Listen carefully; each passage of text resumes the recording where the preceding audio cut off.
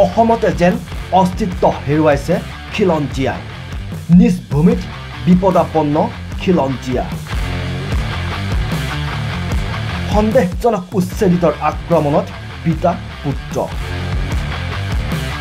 সোণাপুৰৰ কচুতলিত ভয়ংকৰ ঘটনা চুকা অস্ত্ৰলৈ পিতা পুত্ৰক হত্যাৰ চেষ্টা প্ৰায় 3 মাহৰ অন্তত পুনৰ গৰম হৈছে সোণাপুৰৰ কচুতলিৰ উচ্ছেদস্থলী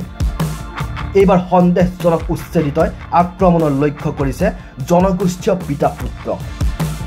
16 ডিচেম্বৰত কচুতলি গোৱালা বিলত মাছ ধৰিবলৈ গৈছিল গোমৰীয়া গাঁৱৰ অৰবিন্দ তাৰু আৰু নগেন তাৰুৱে সেই সময়তে ইজাউল ৰহমান মজিবুৰ ৰহমান সুজন আলী ৰাজীৱ বক্সকে আদি কৰি প্ৰায় 10-12 জনীয়া দলে আক্ৰমণৰ লক্ষ্য কৰি লয় অৰবিন্দ তাৰু আৰু নগেন তাৰুক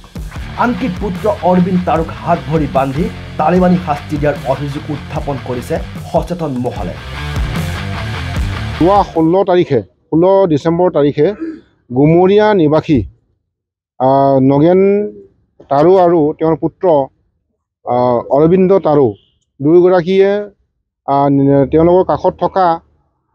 বিলত তেওঁলোকে মাছ মাৰিব গৈছিল আৰু মাছ মাৰি থাকোঁতে তেওঁলোকৰ মোটামুটি সময় প্ৰায় সন্ধিয়া হৈছিলে 4:30 বাজিছে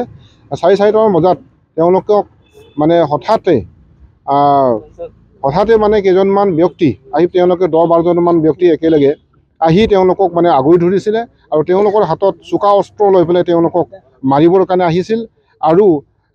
তেওঁলোকে এনেধৰণে কৰিছে যে এই সময়ত বাপেকে পানী ল'বলৈ গৈছিল পুতেকে অকলে আছিলে আৰু পুতেকক অকলে লগ পাই তেওঁলোকক মানে তাক মানে আঁঠু কৰাই তেওঁক মানে এইটো মানে হত্যা কৰিবৰ কাৰণে চেষ্টা কৰিছিল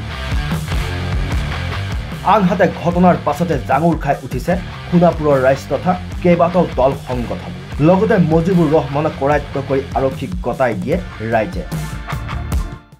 যোৱা 16 তাৰিখৰ যি অনাকাংক্ষিত ঘটনা যি হ'ল গোমৰীয়া পথাৰত তাৰ বিৰুদ্ধে আমি ট্ৰাইবেল সংঘ